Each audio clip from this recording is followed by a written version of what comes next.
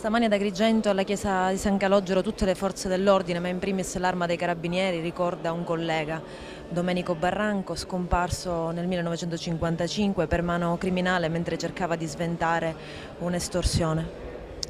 Ma diciamo per noi questo è un ricordo molto importante, anche perché all'epoca probabilmente per un senso di timidezza o di vergogna la famiglia aveva vissuto in maniera molto triste l'evento, il gravissimo evento. Quindi per noi siamo oggi felici di poterlo ricordare, anche se in provincia di Agrigento abbiamo parecchi casi di vittime della mafia, un numero veramente forse tra i primi in tutta la Sicilia. Era una persona molto giovane, aveva 33 anni, no?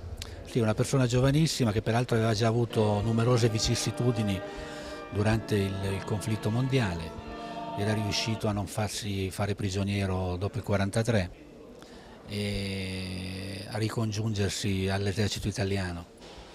E purtroppo poi dopo qualche anno ha vissuto questa vicenda nel corso di un'operazione di servizio anche abbastanza complessa. Lei è la nipote di Domenico Barranco, sono passati 60 anni dalla sua brutale morte. Ecco, cosa si sente di dire, cosa prova oggi nel ricordarlo?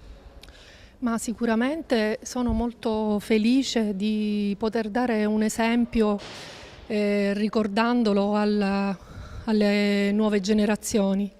Quindi per me è importante che venga ricordato, anche perché voglio proseguire questo ricordo dello zio, perché possa essere un esempio proprio per i ragazzi, e quindi nel proseguo di queste manifestazioni mi prefiggo di coinvolgere le scuole, di coinvolgere quindi chi è il nostro presente, ma che sarà sicuramente il nostro futuro.